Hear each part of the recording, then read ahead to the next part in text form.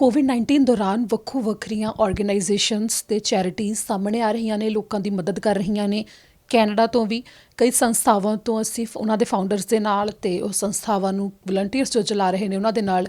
ਗੱਲਬਾਤ ਕੀਤੀ ਤੇ ਤੁਹਾਡੇ ਤੱਕ ਜਾਣਕਾਰੀ ਵੀ ਪਹੁੰਚਾਈ। ਤੇ ਪੰਜਾਬ ਦੇ ਵਿੱਚ ਵੀ ਕੁਝ ਇਸੇ ਤਰ੍ਹਾਂ ਕੀਤਾ ਜਾ ਰਿਹਾ ਹੈ, ਜਿੱਥੇ ਹਿਊਮੈਨਿਟੀ ਫਰਸਟ ਇੱਕ ਸੰਸਥਾ ਹੈ ਜੋ ਵੱਡੇ ਪੱਧਰ ਦੇ ਉੱਤੇ ਇਸ ਸਮੇਂ ਮਦਦ ਦੇ ਵਿੱਚ ਲੱਗੀ ਹੋਈ ਹੈ। ਇਸ ਸੰਸਥਾ ਦੇ ਵੱਲੋਂ ਜਦੋਂ ਲੋਕਡਾਊਨ ਦਾ ਐਲਾਨ ਕੀਤਾ ਗਿਆ ਸੀ, ਪਹਿਲਾਂ ਕਈ ਪਿੰਡਾਂ ਵਿੱਚ ਰਾਸ਼ਨ ਘਰ ਘਰ ਪਹੁੰਚਾਇਆ ਗਿਆ, ਹਜ਼ਾਰਾਂ ਲੋਕਾਂ ਨੂੰ ਰਾਸ਼ਨ ਵੰਡਿਆ ਗਿਆ ਤੇ ਹੁਣ ਇਹ ਸੰਸਥਾ ਸੈਂਕੜੇ ਪਿੰਡਾਂ ਵਿੱਚ ਸੈਨੀਟਾਈਜੇਸ਼ਨ ਦਾ ਕੰਮ ਕਰਵਾ ਰਹੀ ਹੈ, ਜਿੱਥੇ ਕਿ ਸਪਰੇਅ ਨਾਲ ਸੈਨੀਟਾਈਜ਼ ਕੀਤੇ ਜਾ ਰਹੇ ਨੇ ਪਿੰਡ, ਤਾਂ ਕਿ ਕਿਸੇ ਵੀ ਤਰ੍ਹਾਂ ਦੇ ਜੋ ਕੀਟਾਣੂ ਨੇ ਉਹਨਾਂ ਨੂੰ ਮਾਰਿਆ ਜਾ ਸਕੇ। ਤੇ ਫਿਰ ਹੁਣ ਅੱਗੇ ਇਸ ਸੰਸਥਾ ਦੇ ਵੱਲੋਂ ਕਿਵੇਂ ਕੰਮ ਕੀਤਾ ਜਾਣਾ ਹੈ, ਪਿੰਡਾਂ ਤੋਂ ਬਾਅਦ ਸ਼ਹਿਰਾਂ ਦੇ ਵਿੱਚ ਵੀ ਸੈਨੀਟਾਈਜੇਸ਼ਨ ਦੇ ਬਾਰੇ ਕਿਵੇਂ ਅੱਗੇ ਉਪਰਾਲਾ ਕੀਤਾ ਜਾਣਾ ਹੈ ਤੇ ਅਗਲਾ ਪੜਾਅ ਕੀ ਹੈ, ਇਸੇ ਸੰਬੰਧੀ ਹੋਰ ਗੱਲਬਾਤ ਵਾਸਤੇ ਹਿਊਮੈਨਿਟੀ ਫਰਸਟ ਦੇ ਫਾਊਂਡਰ ਅਜੈਵੀਰ ਸਿੰਘ ਲਾਲਪੁਰਾ ਨਾਲ ਟੀਵੀ ਪੰਜਾਬ ਨੇ ਖਾਸ ਗੱਲਬਾਤ ਕੀਤੀ। ਇਸ ਦੌਰਾਨ ਗੱਲਬਾਤ ਦੌਰਾਨ ਉਹਨਾਂ ਨੇ ਕਈ ਗੱਲਾਂ ਸਾਂਝੀਆਂ ਕੀਤੀਆਂ ਕਿ ਕਿਸ ਤਰ੍ਹਾਂ ਇਹ ਸੰਸਥਾ ਉੱਤੇ ਕੰਮ ਕਰ ਰਹੀ ਹੈ ਤੇ ਕਿਵੇਂ ਦੀਆਂ ਚੁਣੌਤੀਆਂ ਵੀ ਸਾਹਮਣੇ ਆਉਂਦੀਆਂ ਨੇ ਜਦੋਂ ਇਹੋ ਜਿਹੇ ਉਪਰਾਲੇ ਕੀਤੇ ਜਾਂਦੇ ਨੇ। ਤੁਹਾਨੂੰ ਸੁਣਾਉਂਦੇ ਹਾਂ ਕਿ ਇਸ ਦੌਰਾਨ ਅਜੈਵੀਰ ਸਿੰਘ ਲਾਲਪੁਰਾ ਨੇ ਟੀਵੀ ਪੰਜਾਬ ਦੇ ਉੱਤੇ ਕੀ ਕੁਝ ਦੱਸਿਆ। ਜਿਵੇਂ ਸਭ ਤੋਂ ਪਹਿਲਾਂ ਹਿਊਮੈਨਿਟੀ ਫਰਸਟ ਸੰਸਥਾ ਦੇ ਵੱਲੋਂ ਜਿਹੜਾ ਸੈਨੀਟਾਈਜ਼ ਕਰਨ ਦਾ ਪਿੰਡਾਂ ਵਿੱਚ ਕੰਮ ਕੀਤਾ ਗਿਆ, ਉਹਦੇ ਬਾਰੇ ਦੱਸ ਦਿਓ।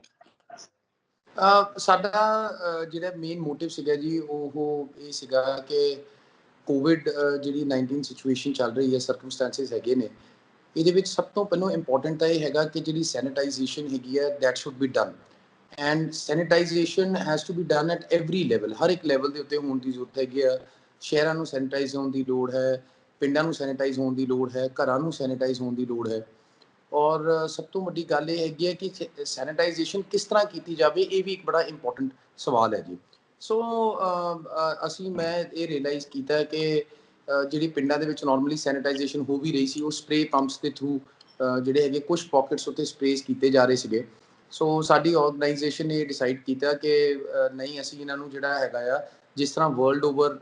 ਸੈਨੀਟਾਈਜੇਸ਼ਨ ਪ੍ਰੋਸੈਸ ਨੂੰ ਫੋਲੋ ਕੀਤਾ ਜਾ ਰਿਹਾ ਹੈ, ਹਾਲਾਂਕਿ ਸਾਡੇ ਕੋਲ ਉਨੇ equipped we are not that equipped, but ਅਸੀਂ ਜਿਹੜਾ ਵਾਟ ਐਵਰ ਪੋਸੀਬਲ ਰਿਸੋਰਸਿਸ ਹੈਗੇ ਉਹਨਾਂ ਦੇ ਥਰੂ ਜਿਹੜਾ ਹੈਗਾ ਆ ਵਿਲੇਜ ਸੈਨੀਟਾਈਜੇਸ਼ਨ ਦਾ ਪ੍ਰੋਸੈਸ ਜਿਹੜਾ ਸ਼ੁਰੂ ਕਰ ਰਹੇ ਹਾਂ। ਫਿਰ ਉਹਦੇ ਵਿੱਚ ਕਿਵੇਂ ਕੀਤਾ ਜਾ ਰਿਹਾ? ਜਿਵੇਂ ਹੁਣ ਇੱਕ ਵੱਡਾ ਪਿੰਡ ਹੈ ਤਾਂ ਉਹਦੇ ਵਿੱਚ ਘਰਾਂ ਦੇ ਬਾਹਰ, ਗਲੀਆਂ ਦੇ ਵਿੱਚ ਜਾਂ ਫਿਰ ਕੰਧਾਂ ਦੇ ਉੱਤੇ ਕਿਸ ਤਰ੍ਹਾਂ ਸੈਨੀਟਾਈਜ਼, ਪੂਰੀ ਪ੍ਰੋਸੈਸ ਕੀ ਹੈ? ਅਸੀਂ ਜਿਹੜਾ ਆਪਣਾ ਪ੍ਰੋਸੈਸ ਕਰ ਰਹੇ ਹਾਂ ਜੀ, ਵੀ ਜਿਹੜੇ ਵਿਲੇजेस ਨੇ, ਚਾਹੇ ਉਹ ਸਮਾਲਰ ਹੋਣ ਚਾਹੇ ਵੱਡੇ ਹੋਣ, ਉਹਨਾਂ ਨੂੰ ਜਿਹੜਾ ਹੈਗਾ ਆ, ਅਸੀਂ ਸਪਰੇ ਪੰਪਸ, ਜਿਹੜੇ ਵੱਡੇ ਸਪਰੇ ਪੰਪਸ ਨੇ ਟਰੈਕਟਰ ਦੀ ਜਿਹੜੀ ਯੂਟੀਲਾਈਜੇਸ਼ਨ ਦੇ ਨਾਲ ਹੋ ਰਿਹਾ, ਉਹਨਾਂ ਵਿੱਚ ਗਲੀ ਗਲੀ ਮਕਾਨ ਜਿਹੜਾ ਹੈਗਾ ਹੈ, ਗਲੀ ਮਕਾਨ ਜਿਹੜੀਆਂ ਹੈਗੇ ਦੁਬਾਰਾ ਹੋਣ, ਜ਼ਮੀਨ ਦੇ ਉੱਤੇ ਹੋਵੇ, ਉਹਨਾਂ ਨੂੰ ਵਿਦ ਮੈਡੀਸਿਨਸ ਜਿਹੜੀ ਹੈਗੀ ਹੈ WHO ਵੱਲੋਂ ਅਪਰੂਵਡ ਮੈਡੀਸਨ ਹੈ, ਉਹਦੇ ਨਾਲ ਜਿਹੜਾ ਹੈਗਾ ਜੀ ਇਹਨੂੰ ਸੈਨੀਟਾਈਜੇਸ਼ਨ ਨੂੰ ਕਰਵਾ ਰਹੇ ਹਾਂ। ਤੇ ਫਿਰ ਕਿਵੇਂ ਹੈਗਾ, ਡਿਵਾਈਡ ਕਿਵੇਂ ਕੀਤੇ ਗਏ ਨੇ ਵਲੰਟੀਅਰ, ਕਿੰਨੇ ਵਲੰਟੀਅਰ ਕੰਮ ਕਰਨਗੇ ਤੇ ਉਹਨਾਂ ਨੂੰ ਸਿਲੈਕਟ ਕਿਵੇਂ ਕੀਤਾ ਗਿਆ? ਮੈਂ ਬੜਾ ਇੰਪ੍ਰੈਸਡ ਹਾਂ ਜੀ, ਮੈਂ ਮਤਲਬ I was very impressed. I must thank first of all the entire administration, specially ਸਾਡੇ ਡਿਪਟੀ ਕਮਿਸ਼ਨਰ ਜਿਹੜੇ ਡਿਸਟ੍ਰਿਕਟ ਦੇ ਨੇ, ਉਹਨਾਂ ਦੀ ਬੜੀ ਲੀਡਰਸ਼ਿਪ, ਔਰ I must thank her vision also, because ਜਦੋਂ ਅਸੀਂ ਉਹਨਾਂ ਦੇ ਨਾਲ ਕੰਟੈਕਟ ਕੀਤਾ, ਸ਼ੀ ਵਾਸ ਵੈਰੀ ਪ੍ਰੋਮਪਟ ਕਿ ਨਹੀਂ, ਇਹਨੂੰ ਆਪਾਂ ਐਗਜ਼ੀਕਿਊਟ ਕਰਵਾਈਏ। ਐਂਡ ਉਹਨਾਂ ਨੇ ਸਾਨੂੰ ਜਿਹੜਾ ਹੈਗਾ ਵਿਲੇਜ ਬਾਏ ਵਿਲੇਜ ਜਿਹੜੇ ਵੋਲੰਟੀਅਰਸ ਹੈਗੇ ਉਹਨਾਂ ਦੀ ਲਿਸਟ ਦਿੱਤੀ। ਫਿਰ ਉਸ ਤੋਂ ਬਾਅਦ ਆਲਮੋਸਟ ਦੀ ਇੰਟਾਇਰ ਐਡਮਿਨਿਸਟ੍ਰੇਸ਼ਨ ਜਿਹੜੀ ਹੈਗੀ ਜੀ, it goat involved. So they have done it very responsibly, and I feel that ਜਿਹੜਾ ਹੈਗਾ ਸਾਡਾ ਵੀ ਆਪਣਾ ਕੈਡਰ ਹੈਗਾ, ਦੇਰ ਆਰ ਯੂਥਸ ਵਿਚ ਆਰ ਅਟੈਚ, ਯੂਥ ਕਲੱਬਸ ਵਿਚ are attach with the organisation. So they are handling the things very responsibly, but I must compliment at this platform the role of the administration, which has done it very responsibly, and and they have supported us very well. ਤੇ ਫਿਰ ਇਸ ਸੰਸਥਾ ਦੇ ਵੱਲੋਂ provide ਕਰਵਾਇਆ ਗਿਆ ਸਾਰਾ ਸਮਾਨ, ਉਹਨਾਂ ਨੂੰ ਸਾਰੀਆਂ ਕਿਟਸ ਤੇ ਉਹਨਾਂ ਦੇ ਖੁਦ ਦੀ ਸੇਫਟੀ ਵਾਸਤੇ ਵੀ ਸਮਾਨ? ਜੀ ਦੈਟਸ ਰਾਈਟ। ਅਸੀਂ ਜਿਹੜਾ ਮੈਡੀਸਿਨਸ ਹੈਗੀਆਂ ਆ, ਉਹ ਸਾਡੀ ਆਰਗੇਨਾਈਜੇਸ਼ਨ ਨੇ ਪ੍ਰੋਕਿਉਰ ਕੀਤੀਆਂ ਨੇ ਜੀ, ਔਰ ਜਿਹੜਾ ਹੈਗਾ ਆ, ਬਟ ਡੈਫੀਨਿਟਲੀ ਸਾਨੂੰ ਐਡਮਿਨਿਸਟ੍ਰੇਸ਼ਨ ਗਾਈਡ ਕਰ ਰਹੀ ਹੈ, how to execute, what to execute, and whatever basic requirements ਹੈ ਉਹਨਾਂ ਨੂੰ ਐਗਜ਼ੀਕਿਊਸ਼ਨ ਕਰਨੀ, ਉਹਦੇ ਵਿੱਚ ਵੀ administration has taken one step forward to support this cause. ਤੇ ਫਿਰ ਇਹਦੇ ਵਿੱਚ ਟਾਰਗੇਟ ਕੀ ਰੱਖਿਆ ਗਿਆ ਕਿ ਕਿੰਨੇ ਟਾਈਮ ਦੇ ਵਿੱਚ ਹੋ ਜਾਏਗਾ, ਕੋਈ ਸਮਾਂ ਸੀਮਾ ਰੱਖੀ ਗਈ ਹੈ? ਅਸੀਂ ਜਿਹੜਾ ਹੈ ਜੀ ਆਪਣਾ ਐਸਟੀਮੇਸ਼ਨ ਲਾ ਰਹੇ ਹਾਂ ਕਿ ਅਰਾਊਂਡ ਅਬਾਊਟ 10 ਵਿਲੇजेस ਪਰ ਡੇ ਬਟ ਕਈ ਜਿਹੜੇ ਪੈਰਾਮੀਟਰਸ ਨੇ ਉਹਨਾਂ ਦੇ ਹਾਲੇ ਸਾਨੂੰ ਕਿਉਂਕਿ ਅਸੀਂ ਅੱਜ ਸ਼ੁਰੂਆਤ ਹੀ ਕੀਤੀ ਹੈ ਜੀ, ਸੋ ਸਾਡਾ ਜਿਹੜਾ ਟਾਰਗੇਟ ਹੈ ਉਹ 10 ਵਿਲੇजेस ਪਰ ਡੇ ਹੈ, but hopefully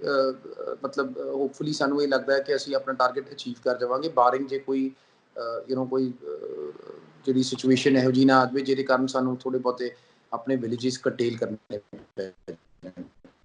But the average target per day is 10 villages. ਜੀ, ਤੇ ਫਿਰ ਜਿਹੜੇ ਤੁਹਾਡਾ ਵਲੰਟੀਅਰ ਜੁੜੇ ਹੋਏ ਨੇ ਉਹ ਕਿੰਨੀ ਕੁ ਗਿਣਤੀ ਦੇ ਵਿੱਚ ਨੇ ਤੇ ਸੰਸਥਾ ਦੇ ਨਾਲ ਹੋਰ ਕੀ ਕੰਮ ਕੀਤਾ ਜਾ ਰਿਹਾ ਹੈ? ਅਸੀਂ ਜਿਹੜਾ ਹੈ ਜੀ ਵੋਲੰਟੀਅਰਸ ਕਰੰਟਲੀ, ਬਿਕੋਜ਼ ਇਹ ਬੜਾ ਵੱਡਾ ਪ੍ਰੋਜੈਕਟ ਹੈਗਾ ਜੀ, ਬਿਕੋਜ਼ ਅਸੀਂ ਇਹਨੂੰ ਵੀ wanted to do it in a very big platform, but ਉਹ EBM ਹੈ ਨਾ ਜੀ ਵੀ charity begins from home. So ਕਿਉਂਕਿ ਮੇਰਾ ਆਪਣਾ ਨੇਟਿਵ ਵਿਲੇਜ ਜਿਹੜਾ ਹੈਗਾ ਜੀ ਪਿੰਡ ਲਾਲਪੁਰ ਹੈਗਾ, ਜੋ ਵਿਚ ਕਮਸ ਅੰਡਰ ਰੂਪਨਗਰ ਡਿਸਟ੍ਰਿਕਟ। ਸੋ ਇਸ ਕਰਕੇ ਅਸੀਂ ਰੂਪਨਗਰ ਡਿਸਟ੍ਰਿਕਟ ਤੋਂ ਸ਼ੁਰੂ ਕਰ ਰਹੇ ਹਾਂ, ਔਰ ਅਸੀਂ ਹਰ ਵਿਲੇਜ ਬਾਈ ਵਿਲੇਜ ਜਿਹੜੇ ਯੂਥ ਕਲੱਬਸ ਨੇ ਉਹਨਾਂ ਦੇ ਨਾਲ ਇਨ ਟੱਚ ਹੋ ਰਹੇ ਹਾਂ, ਬਿਕੋਜ਼ ਇਹ ਸਿਚੁਏਸ਼ਨ ਨੂੰ ਫਾਈਟ ਆਊਟ ਜਾਂ ਇਹਨੂੰ ਮਿਸ਼ਨ ਨੂੰ ਸਕਸੈਸਫੁਲ ਉਦੋਂ ਤੱਕ ਨਹੀਂ ਕੀਤਾ ਜਾ ਸਕਦਾ ਜਦ ਤੱਕ ਲੋਕ ਆਪ ਜਿਹੜੇ ਹੈਗੇ ਕਿਸੇ ਵੀ ਕਾਜ਼ ਲਈ, not only sanitisation but any cause in due to this COVID-19 ਆਪ ਇਨਵੋਲਵ ਨਹੀਂ ਹੁੰਦੇ ਔਰ ਆਪ ਸਪੋਰਟ ਨਹੀਂ ਕਰਦੇ ਹੈਗੇ। ਸੋ ਅਸੀਂ ਜਿਹੜੇ ਵਿਲੇजेस ਦੇ ਸਰਪੰਚਸ ਨੇ, ਪੰਚਸ ਨੇ, ਉਹਨਾਂ ਦੇ ਨਾਲ ਕੰਟੈਕਟ ਵਿੱਚ ਕਰ ਰਹੇ ਹਾਂ ਜੀ, ਸ਼ਡਿਊਲ ਅਸੀਂ ਬਣਾ ਰਹੇ ਹਾਂ ਆਪਣਾ, ਉਹਨਾਂ ਦੇ ਨਾਲ ਇਨ ਐਡਵਾਂਸ ਸ਼ੇਅਰ ਕਰ ਰਹੇ ਹਾਂ। Then we R requesting the administration also ਕਿ ਵੀ ਤੁਸੀਂ ਆਪਣਾ ਇਹਦਾ ਵਰਡ ਪੁੱਟ ਇਨ ਕੀਤਾ ਜਾਵੇ, ਜੋ ਵੀ ਉਹਨਾਂ ਪਿੰਡਾਂ ਦੀਆਂ ਰਿਸਪੌਂਸਿਬਲ ਸ਼ਖਸੀਅਤਾਂ ਨੇ, ਐਂਡ ਪਲੱਸ ਜਿਹੜੇ ਯੂਥ ਕਲੱਬਸ ਨੇ ਉਹਨਾਂ ਨੂੰ ਅਸੀਂ ਕੰਟੈਕਟ ਕਰ ਰਹੇ ਹਾਂ ਆਪ, and they have been very responsive on this ਕਿ ਵੀ ਜਿਸ ਤਰ੍ਹਾਂ ਹੀ ਉਹਨਾਂ ਨੂੰ ਕੰਟੈਕਟ ਕੀਤਾ ਜਾ ਰਿਹਾ ਉਹ ਕਹਿ ਰਹੇ ਵੀ ਜੋ whatever is required we are there for this cause. ਜੀ, ਤੇ ਸੈਨੀਟਾਈਜੇਸ਼ਨ ਦੇ ਨਾਲ ਹੋਰ ਕਿਹੜੀਆਂ ਚੀਜ਼ਾਂ ਦੇ ਨਾਲ ਮਦਦ ਕੀਤੀ ਜਾ ਰਹੀ ਹੈ ਲੋਕਾਂ ਦੀ COVID-19 ਦੇ ਦੌਰਾਨ ਜੋ ਹਾਲਾਤ ਨੇ ਉਸ ਤਰ੍ਹਾਂ? ਅਸੀਂ ਜਿਹੜਾ ਆਪਣਾ ਜੀ ਆਪਣੀ ਆਰਗੇਨਾਈਜੇਸ਼ਨ ਦਾ, ਬਿਕੋਜ਼ ਇੱਕ ਬੜਾ ਲੰਬਾ ਪੀਰੀਅਡ ਤੋਂ ਆਲਮੋਸਟ 40 ਡੇਜ਼ ਤੋਂ ਲਾਕਡਾਊਨ ਚੱਲ ਰਿਹਾ ਐਂਡ ਹਾਲੇ ਵੀ ਜਿਹੜਾ ਹੈਗਾ ਕੁਝ ਕਲੈਰਿਟੀ ਨਹੀਂ ਹੈਗੀ ਕਿ ਕਿਸ ਤਰ੍ਹਾਂ ਗਵਰਨਮੈਂਟ ਜਿਹੜੀ ਹੈਗੀ ਹੈ ਲਾਕਡਾਊਨ ਖੋਲੇਗੀ, ਕਿਹੜੇ ਜਿਹੜੀਆਂ ਹੈਗੀਆਂ ਔਰ ਮਤਲਬ ਕਿਸ ਤਰ੍ਹਾਂ ਲਾਕਡਾਊਨ ਨੂੰ ਪ੍ਰੋਸੈਸ ਨੂੰ ਐਗਜ਼ੀਕਿਊਟ ਕੀਤਾ ਜਾਏਗਾ। ਸੋ ਕੰਸੀਡਰਿੰਗ ਵੀ ਵਰ ਆਲਰੇਡੀ ਐਂਟੀਸਿਪੇਟਿੰਗ ਕਿ ਇਹ ਪ੍ਰੋਸੈਸ ਲੰਬਾ ਜਾਏਗਾ, ਸੋ ਅਸੀਂ ਆਪਣਾ ਜਿਹੜੀ ਆਰਗੇਨਾਈਜੇਸ਼ਨ ਦੀ ਵਰਕਿੰਗ ਹੈ ਜੀ ਉਹਨੂੰ ਫੇਜ਼ਿਸ ਦੇ ਵਿੱਚ ਰੱਖਿਆ ਸੀਗਾ। ਸੋ ਫੇਜ਼ 1 ਸਾਡਾ ਜਿਹੜਾ ਸੀਗਾ ਉਹ ਡਿਸਟ੍ਰੀਬਿਊਸ਼ਨ ਆਫ ਰਾਸ਼ਨ ਸੀਗਾ। ਅਸੀਂ ਆਲਮੋਸਟ ਅਬਾਊਟ 3000 ਪਲੱਸ ਫੈਮਲੀਜ਼ ਨੂੰ ਰਾਸ਼ਨ ਘਰ ਘਰ ਜਾ ਕੇ ਉਹਨਾਂ ਦੀਆਂ ਜਿਹੜੇ ਵਿਲੇजेस ਸੀਗੇ ਉਹਨਾਂ ਦੇ ਜਿਹੜੀਆਂ ਪੰਚਾਇਤ ਸੀਗੀਆਂ ਉਹਨਾਂ ਦੇ ਨਾਲ ਕੰਟੈਕਟ ਕਰਕੇ ਅਸੀਂ ਲਿਸਟਾਂ ਮੰਗਾਈਆਂ ਕਿ ਕਿਹੜੇ ਕਿਹੜੇ ਨੀਡੀ ਪੀਪਲ ਨੇ,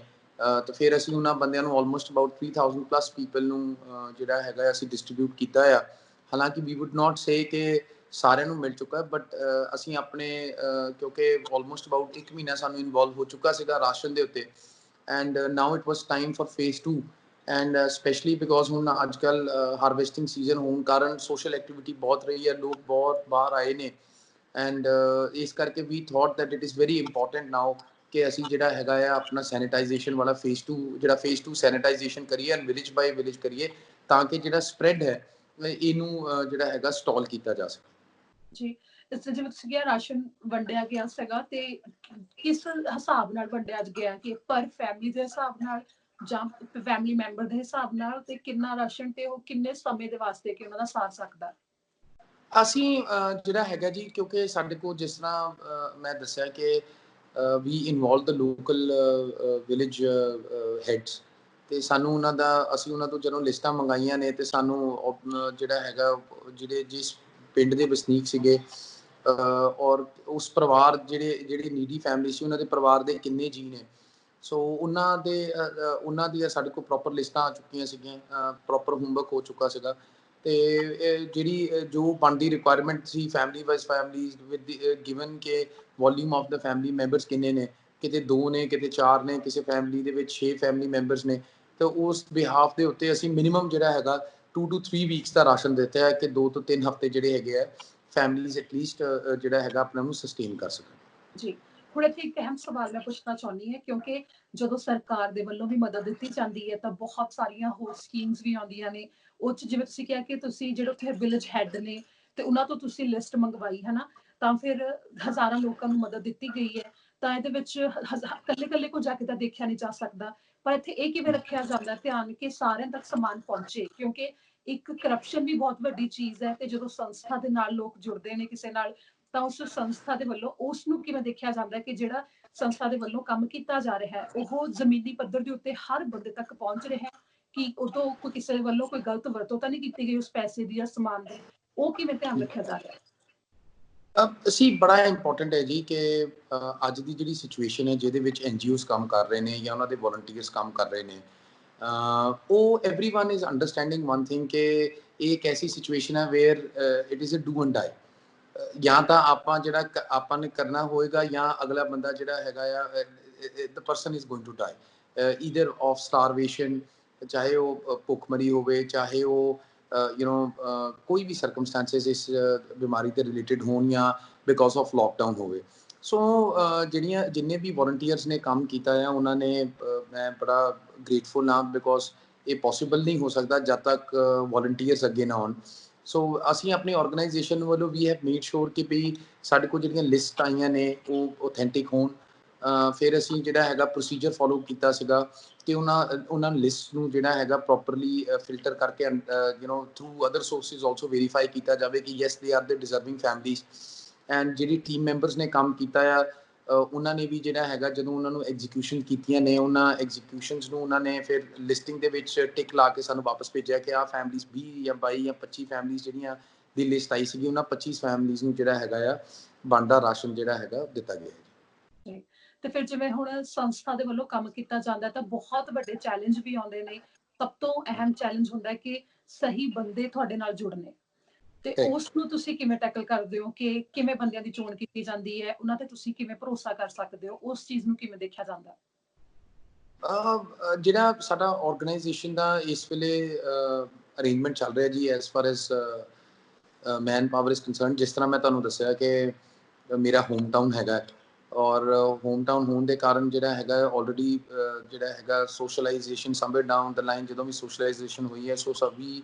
no who are the real volunteers और किहड़े ऐसे इंसान ने या किहड़े ऐसे परिवार ने जिहड़े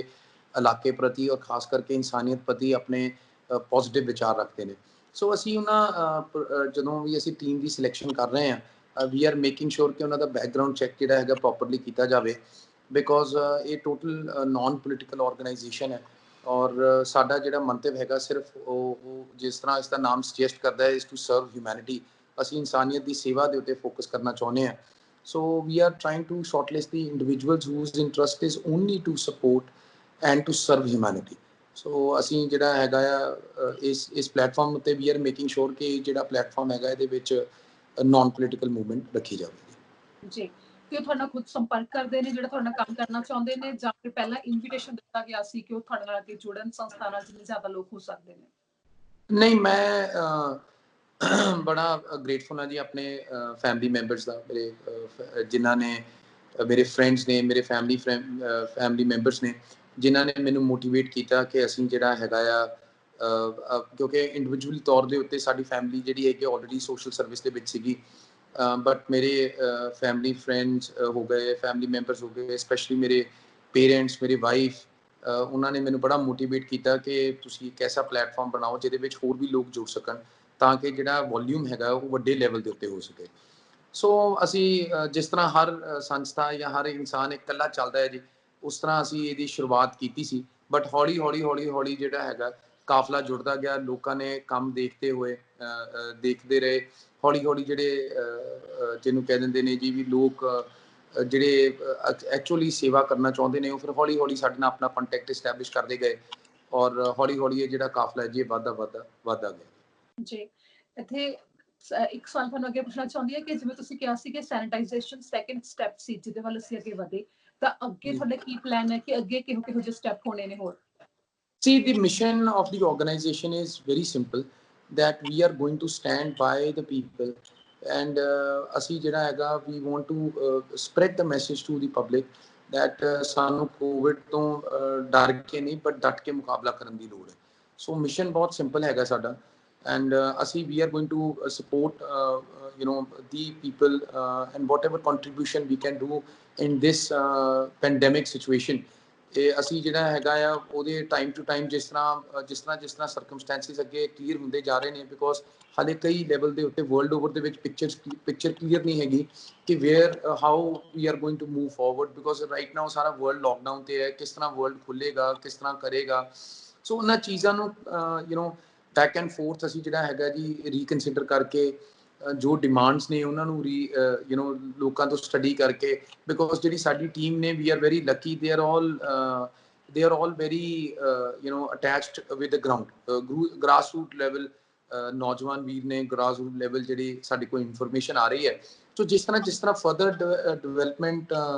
ਜਿਸ ਤਰ੍ਹਾਂ ਫਰਦਰ ਡਿਵੈਲਪਮੈਂਟਸ ਹੋਈ ਜਾਣਗੀਆਂ, ਸੋ ਅਸੀਂ ਆਪਣਾ ਫੇਜ਼ 3 ਜਿਹੜਾ ਹੈਗਾ ਉਹਨਾਂ ਡਿਵੈਲਪਮੈਂਟਸ ਨੂੰ ਸਟੱਡੀ ਕਰਕੇ ਕੰਸੀਡਰ ਕਰਕੇ ਕੀ ਕਰਨਾ ਹੈਗਾ ਅੱਗੇ, ਉਹਦਾ ਫੇਜ਼ 3 ਅਸੀਂ ਡਿਸਾਈਡ ਕਰਾਂਗੇ। ਜਿਸ ਤਰ੍ਹਾਂ ਮੈਂ ਦੱਸਿਆ ਕਿ ਅਸੀਂ ਫੇਜ਼ 1 ਦੇ ਵਿੱਚ ਇਹ ਡਿਸਾਈਡ ਕੀਤਾ ਸੀਗਾ ਕਿ ਲੋਕਾਂ ਨੂੰ ਇੱਕਦਮ ਲੋਕਡਾਊਨ ਹੋਣ ਕਾਰਨ ਕਈ ਲੋਕ ਆਪਣਾ ਰਾਸ਼ਨ ਦਾ ਅਰੇਂਜਮੈਂਟ ਨਹੀਂ ਕਰ ਪਾਏ, ਕਈ ਕਿਉਂਕਿ ਮਿਡਲ ਆਫ ਦਾ ਮੰਥ ਹੋਇਆ ਸੀ, ਕਈਆਂ ਨੂੰ ਤਨਖਾਹਾਂ ਨਹੀਂ ਸੀ ਆ ਸਕੀਆਂ ਹੈਗੀਆਂ। ਸੋ ਅਸੀਂ ਇਸ ਕਰਕੇ ਸੋਚਿਆ ਸੀਗਾ ਵੀ ਫੇਜ਼ 1 ਜਿਹੜਾ ਹੈਗਾ ਆ ਉਹ ਰਾਸ਼ਨ ਦਾ ਲੋਕਾਂ ਨੂੰ ਕੀਤਾ ਜਾਵੇ, ਤਾਂ ਕਿ ਜੇ ਕਿਸੇ ਦੀ ਤਨਖਾਹ 15 ਦਿਨ ਬਾਅਦ ਆਉਣੀ ਹੈ ਜਾਂ ਜਦ ਤੱਕ ਗਵਰਨਮੈਂਟ ਦੇ ਡਾਇਰੈਕਟਿਵਸ ਕਲੀਅਰ ਹੋਣੇ ਨੇ ਕਿ ਕਿਸ ਤਰ੍ਹਾਂ ਹੋਣਾ, ਤਾਂ ਐਟਲੀਸਟ ਜਿਹੜੀ ਹੈ ਉਹ ਸਟਾਰਵੇਸ਼ਨ ਨਾ ਹੋ ਸਕੇ। ਸੋ ਉਸ ਦੇ ਦਰਮਿਆਨ ਕਰਦੇ ਕਰਦੇ ਹੀ ਜਦੋਂ ਅਸੀਂ ਦੇਖਿਆ ਵੀ ਹਾਰਵੈਸਟਿੰਗ ਸੀਜ਼ਨ ਆ ਗਿਆ ਹੈ, ਔਰ ਹਾਰਵੈਸਟਿੰਗ ਸੀਜ਼ਨ ਆਉਣ ਦੇ ਨਾਲ ਲੋਕਾਂ ਦੀ ਜਿਹੜੀ ਹੈਗੀ ਹੈ ਸੋਸ਼ਲ ਜਿਹੜੀ distancing which is very important, ਉਹ ਚਾਹੁੰਦੇ ਹੋਏ ਵੀ ਨਹੀਂ ਹੋ ਪਾ ਰਹੀ, ਬਿਕੋਜ਼ ਵਾਢੀ ਦਾ ਇੱਕ ਐਸਾ ਸਮਾਂ ਹੈ ਕਿ ਜਿੱਥੇ ਆਪਣੇ ਕਿਸਾਨਾਂ ਨੇ ਵੀ ਬਾਹਰ ਜਾਣਾ ਹੈ, ਲੇਬਰ ਨੇ ਵੀ ਬਾਹਰ ਨਿਕਲਣਾ ਹੈ। ਸੋ ਉਹਨੂੰ ਫਿਰ ਅਸੀਂ ਫੇਜ਼ 2 ਨੂੰ ਆਪਣਾ ਸੈਨੀਟਾਈਜੇਸ਼ਨ ਜਿਹੜੀ ਹੈਗੀ ਹੈ ਉਹ ਸੈਨੀਟਾਈਜੇਸ਼ਨ ਨੂੰ ਅਸੀਂ ਬਣਾਇਆ। ਸੋ ਹੁਣ ਸਮੇਂ ਦੇ ਨਾਲ ਜਿਸ ਤਰ੍ਹਾਂ ਅੱਗੇ ਸਮਾਂ ਆਏਗਾ, ਦੈਨ ਜਿੰਨੇ ਵੀ ਟੀਮ ਮੈਂਬਰਸ ਨੇ, ਜਿੰਨੇ ਵੀ ਇਸ ਆਰਗੇਨਾਈਜੇਸ਼ਨ ਨੂੰ ਚਲਾਉਣ ਵਾਲੀਆਂ ਜਿਹੜੇ ਕਹਿੰਦੇ ਫੈਮਿਲੀ ਫਰੈਂਡਸ ਨੇ, ਗਾਈਡ ਕਰਨ ਵਾਲੇ ਨੇ ਹੈਗੇ ਨੇ, ਉਹਨਾਂ ਸਾਰਿਆਂ ਦੇ ਨਾਲ ਡਿਸਕਸ਼ਨ ਕਰਕੇ ਫੇਜ਼ 3 ਅਸੀਂ ਡਿਸਾਈਡ ਕਰਾਂਗੇ। ਜੀ ਬਿਲਕੁਲ, ਕਿਉਂਕਿ ਇੱਕ ਗੱਲ ਹੋਰ ਹੁੰਦੀ ਹੈ ਕਿ ਜਦੋਂ ਬੰਦਾ ਕਾਮਯਾਬ ਹੋ ਜਾਂਦਾ ਹੈ ਤਾਂ ਜਦੋਂ ਆਪਣੇ ਨਿੱਜੀ ਅਨੁਭਵ ਤੋਂ ਵੀ ਬੰਦੇ ਨੂੰ ਪਤਾ ਲੱਗਦਾ ਹੈ ਕਿ ਖਾਸ ਤੌਰ ਤੇ ਪਿੰਡਾਂ ਦੇ ਵਿੱਚ ਤਾਂ ਬੰਦਾ ਇਹ ਸੋਚਦਾ ਹੈ ਕਿ ਮੈਂ ਤਾਂ ਇੱਥੇ ਬਹੁਤ ਕੁਝ ਕਰਨ ਦੀ ਕੋਸ਼ਿਸ਼ ਕੀਤੀ, ਪਿੰਡ 'ਚ ਬਦਲਾਅ ਕਰਨ ਦੀ ਕੋਸ਼ਿਸ਼ ਕੀਤੀ, ਪਰ ਲੋਕ ਕਰਨ ਨਹੀਂ ਦਿੰਦੇ ਜਾਂ ਫਿਰ ਉਹਨੂੰ ਗਲਤ ਸਮਝਦੇ ਨੇ ਕਿ ਇਹ ਆਪਣੇ ਵਾਸਤੇ ਕਰ ਰਿਹਾ ਹੈ, ਆਪਣੇ ਨਿੱਜੀ ਕਿਸੇ ਮੰਤਵ ਵਾਸਤੇ ਕਰ ਰਿਹਾ ਹੈ। ਤਾਂ ਇਹੋ ਜਿਹੇ ਚੈਲੰਜ ਵੀ ਆਏ ਨੇ ਤੁਹਾਨੂੰ ਆਪਣੇ ਜਿਵੇਂ ਪਿੰਡ ਦੇ ਵਿੱਚੋਂ ਆਏ ਹੋਣ? ਬਿਲਕੁਲ ਡੈਫੀਨੇਟਲੀ ਜੀ, ਚੈਲੰਜਸ ਤੇ ਇਹ ਦੇਖੋ, ਇਹ ਮਾਈਂਡਸੈਟ ਜੇ ਅਸੀਂ ਸੋਚੀਏ ਕਿ ਇਹ ਐਲੀਮੀਨੇਟ ਹੋ ਸਕਦਾ ਹੈ, ਕਦੀ ਐਲੀਮੀਨੇਟ ਨਹੀਂ ਹੋ ਸਕਦਾ ਜੀ। ਐਂਡ ਤੁਹਾਨੂੰ ਜਿਹੜਾ ਹੈਗਾ you have to fight with it and you have to live with it actually. And ਇਹ ਸਾਨੂੰ ਵੀ ਬੜੇ ਲੈਵਲ ਦੇ ਉੱਤੇ ਕ੍ਰਿਟਿਸਿਜ਼ਮਸ ਆਉਂਦੀਆਂ ਰਹਿੰਦੀਆਂ ਨੇ, ਬਈ ਇਹ ਤਾਂ ਮਤਲਬ ਆਪਣੇ ਆਪ ਨੂੰ ਐਸਟੈਬਲਿਸ਼ ਕਰਨ ਦੀ ਕੋਸ਼ਿਸ਼ ਕਰ ਰਹੇ ਜਾਂ XYZ ਕੁਛ ਵੀ ਚੀਜ਼ਾਂ ਹੈਗੀਆਂ। ਬਟ ਪੁਆਇੰਟ ਇਜ਼ ਕਿ as long as your motive is clear, ਤੁਹਾਡਾ ਮਾਈਂਡ ਕਲੀਅਰ ਹੈਗਾ, ਤੁਹਾਨੂੰ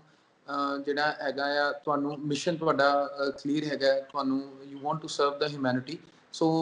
ਜੇ 10% ਲੋਕ ਇਸ ਤਰ੍ਹਾਂ ਵੀ ਮਿਲਦੇ ਨੇ ਜਿਹੜੇ ਐਜੀਟੇਟ ਕਰਦੇ ਨੇ ਜਾਂ ਰਿਟੈਲੀਏਟ ਕਰਦੇ ਨੇ, ਬਟ 90% ਲੋਕ ਐਸੇ ਵੀ ਮਿਲਦੇ ਨੇ ਵੀ ਜਿਹੜੇ ਤੁਹਾਡਾ ਸਾਥ ਦਿੰਦੇ ਨੇ। ਸੋ ਇਸ ਕਰਕੇ you have to cherish what you get. ਜਿਹੜਾ ਹੈਗਾ ਕ੍ਰਿਟਿਸਿਜ਼ਮ, ਮੈਂ ਤਾਂ ਬੜਾ ਗ੍ਰੇਟਫੁਲ ਹਾਂ ਜੀ ਆਪਣੇ ਕ੍ਰਿਟਿਕਸ ਦਾ, ਬਿਕੋਜ਼ ਜਦੋਂ ਵੀ ਉਹ ਸਾਨੂੰ ਕ੍ਰਿਟਿਸਾਈਜ਼ ਕਰਦੇ ਨੇ ਤੇ ਸਾਨੂੰ ਉਹਦੇ ਵਿੱਚੋਂ ਇੱਕ ਰਾਹ ਲੱਭਦਾ ਹੈ ਕਿ ਹਾਂ ਬਈ ਐਕਚੁਅਲੀ ਜਿਹੜਾ ਹੈਗਾ ਆ ਇਹ ਸ਼ਾਇਦ ਹੋ ਸਕਦਾ ਹੈ ਸਾਡੇ ਤੋਂ ਕਮੀ ਰਹਿ ਗਈ ਹੋਵੇ, ਨੈਕਸਟ ਟਾਈਮ ਅਸੀਂ ਜਿਹੜਾ ਹੈਗਾ ਆ ਇਹਨੂੰ ਬਿਹਤਰ ਕਰਾਂਗੇ। ਸੋ ਆਈ ਐਪਰੀਸ਼ੀਏਟ, ਮੈਂ ਤੇ ਇਹੀ ਬੇਨਤੀ ਕਰਾਂਗਾ ਆਪਣੇ ਕ੍ਰਿਟਿਕਸ ਨੂੰ ਵੀ ਵੱਧ ਤੋਂ ਵੱਧ ਸਾਨੂੰ ਕ੍ਰਿਟਿਸਾਈਜ਼ ਕਰੋ ਤਾਂ ਕਿ ਅਸੀਂ ਜ਼ਿਆਦਾ ਤੋਂ ਜ਼ਿਆਦਾ ਆਪਣੇ ਆਪ ਨੂੰ ਪਰਫੈਕਟ ਕਰ ਸਕੀਏ। ਬਿਲਕੁਲ, ਜਿਵੇਂ ਤੁਸੀਂ ਇਸ ਚੀਜ਼ ਨੂੰ ਪੋਜ਼ਿਟਿਵਲੀ ਲੈਂਦੇ ਹੋ, ਬਹੁਤ ਸੋਹਣੀ ਗੱਲ ਹੈ, ਕਿਉਂਕਿ ਨਹੀਂ ਬੰਦਾ ਸੋਚਦਾ ਹੈ ਕਿ ਇਹਨਾਂ ਦੀ ਕਿਸ ਫਾਇਦਾ ਕੀ ਹੈ, ਮੈਂ ਕਿਉਂ ਕਰਾਂ, ਮੈਂ ਆਪਣੀ ਜ਼ਿੰਦਗੀ 'ਚ ਵਧੀਆ ਜਿਉ ਸਕਦਾ, ਮੈਨੂੰ ਕੀ ਲੋੜ ਹੈ ਕਿਸੇ ਨੂੰ ਆਪਣਾ ਸਮਾਂ ਦੇਣ ਦੀ, ਉਹ ਤੋਂ ਬਾਅਦ ਵੀ ਅਗਰ ਮੈਨੂੰ ਐਵੇਂ ਸੁਣਨਾ ਮਿਲਣਾ ਜਾਂ ਫਿਰ ਦਿੱਕਤਾਂ ਦਾ ਸਾਹਮਣਾ ਕਰਨਾ ਪੈਣਾ। ਬਹੁਤ ਵਧੀਆ ਗੱਲ ਹੈ ਕਿ ਤੁਸੀਂ ਇੰਨਾ ਪੋਜ਼ਿਟਿਵਲੀ ਲੈਂਦੇ ਹੋ ਇਸ ਚੀਜ਼ ਨੂੰ। ਜੀ ਲਾਈਫ ਇਜ਼, ਦੇਖੋ ਜੀ ਲਾਈਫ ਜਿਹੜੀ ਹੈਗੀ ਆ ਇਹ you have to live it with a very positive attitude. And ਮੈਂ ਤੇ ਇਹੀ ਸੋਚਦਾ ਵੀ ਜਿਹੜੀ ਹੈਪੀਨੈਸ ਹੈਗੀ ਹੈ, ਹੈਪੀਨੈਸ ਇਜ਼ ਐਕਚੁਅਲੀ ਓਵਰਕਮਿੰਗ ਦੇ ਬੈਡ ਸਿਚੁਏਸ਼ਨ। ਤੇ ਜੇ ਬੈਡ ਸਿਚੁਏਸ਼ਨ ਹੀ ਨਹੀਂ ਹੋਊਗੀ ਤੇ ਵਰਸ ਸਿਚੁਏਸ਼ਨ ਨਹੀਂ ਹੋਊਗੀ ਤੇ ਫਿਰ ਹੈਪੀਨੈਸ ਕਿਸ ਤਰ੍ਹਾਂ ਆ ਸਕਦੀ ਹੈ? ਜਦੋਂ ਆਪਾਂ ਕਿਸੇ ਮਾੜੇ ਸਮੇਂ ਨੂੰ ਛਾਲ ਮਾਰ ਕੇ ਉੱਤੇ ਜਾਂਦੇ ਹਾਂ ਤਾਂ ਅਸੀਂ ਖੁਸ਼ ਹੋ ਜਾਂਦੇ ਹਾਂ। ਸੋ ਇਸ ਕਰਕੇ ਆਪਸ 'ਚ ਦੋਵੇਂ ਜ਼ਿੰਦਗੀ ਦਾ ਹਿੱਸਾ ਨੇ।